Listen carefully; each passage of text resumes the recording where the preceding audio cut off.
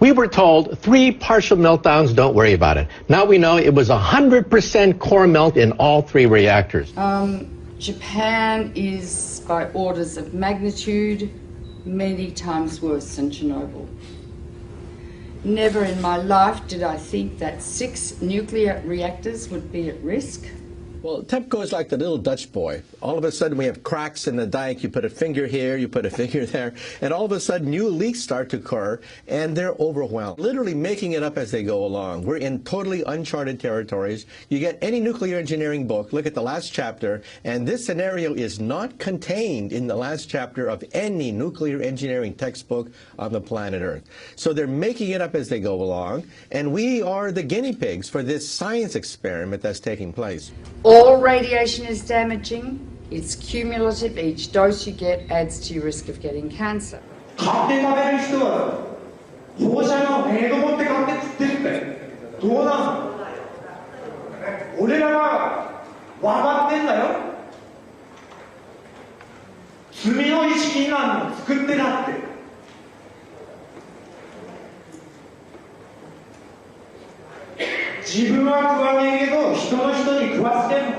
Within days of the Fukushima Daiichi catastrophe beginning, we were getting fallout coming down in rain in the United States, not in insignificant quantities.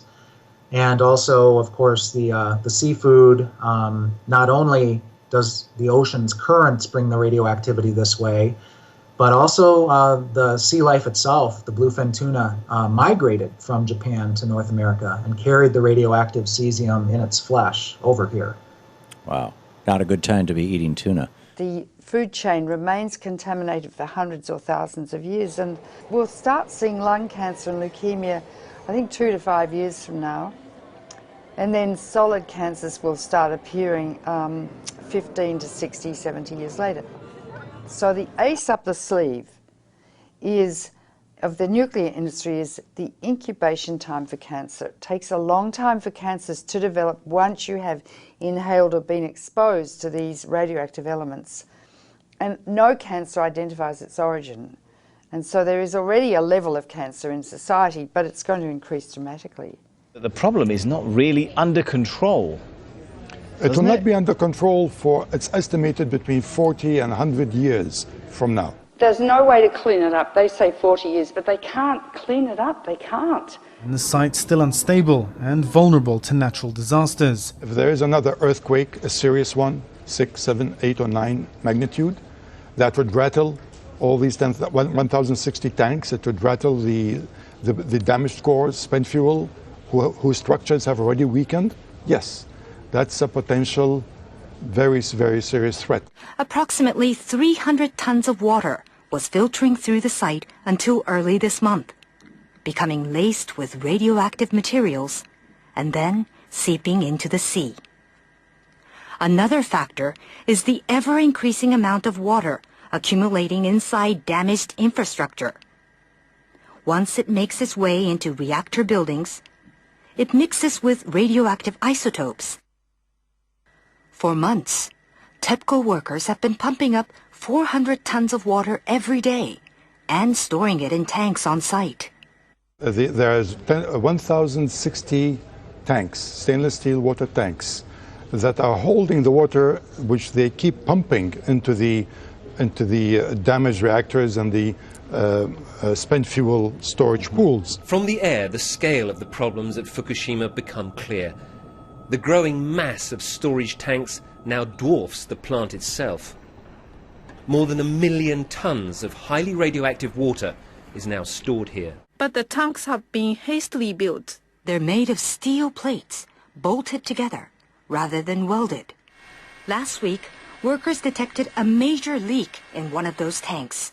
About 300 tons of water escaped, releasing several quadrillion becquerels of radioactive particles. Experts have often pointed out how vulnerable they are to damage. The tanks, though, have been put together very quickly. There's no guarantee they'll last. Their seals are made of rubber, and the joints and bolts are corroding, and they may last not more than 5 years. So the tank farm has grown dramatically, and it's on the hill. Of course, the problem is because it's on the hill, the water flows down, and if there's an earthquake, all of these pipes are held together with plastic piping, not much different than what you've got on a swimming pool. So the plastic pipe will snap, and that water will just run right down that roadway directly into the ocean. And how long the contamination has been leaking into the water? Very likely since the explosions and the meltdown at Fukushima Daiichi in March of 2011. Wow, that is quite a long time.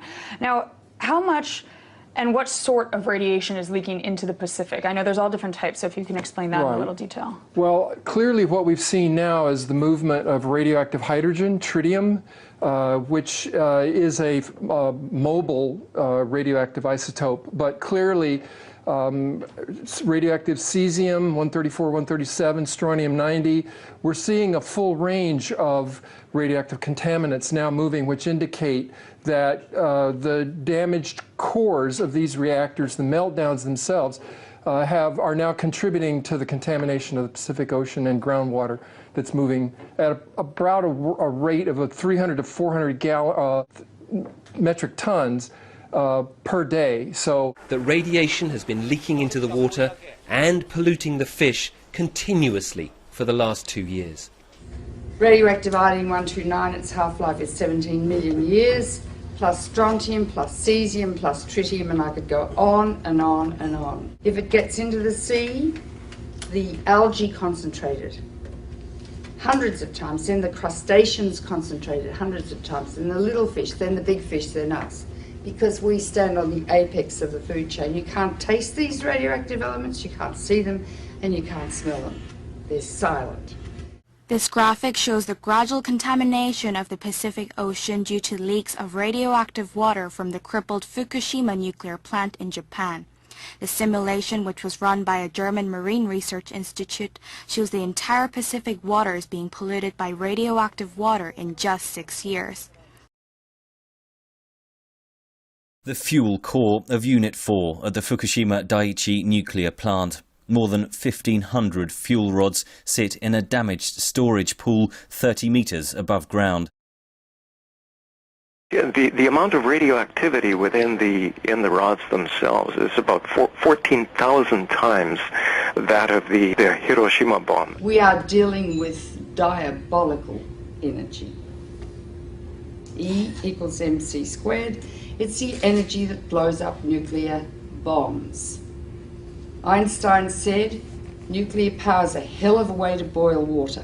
They need to remove those fuel rods from the pool because if there's another earthquake, Building 4 would go down probably, and all those fuel rods would be exposed to the air and they would burn, and they would release 10 times more radiation or cesium than was released at Chernobyl. Huge amounts, and pollute much of Japan and the Northern Hemisphere. So we're in a nuclear crisis at the moment. If there's another earthquake and Building 4 collapses, which contains the cooling pool with fresh fuel, I'm going to evacuate my family from Boston. So they've put a crane on top of that building, which is shaky anyway, and they're going to lift the fuel assemblies out one by one with the crane, and it will be done manually. Normally, those rods are removed by computer control with millimetres to spare. It's a very delicate operation. The fuel rods must be kept submerged and must not touch each other or break. Nuclear experts warn any mishaps could cause an explosion many times worse than that one here in March 2011. Because if several rods touch each other, you could reach criticality and the whole fuel pool could go critical. Or if the rods break as they're being lifted out, large amounts of radiation would escape from the rods and the area would have to be evacuated, meaning that the area is evacuated, the continuous operation of cooling 5 spent fuel pools and 3 melted cores would stop. Need I go on?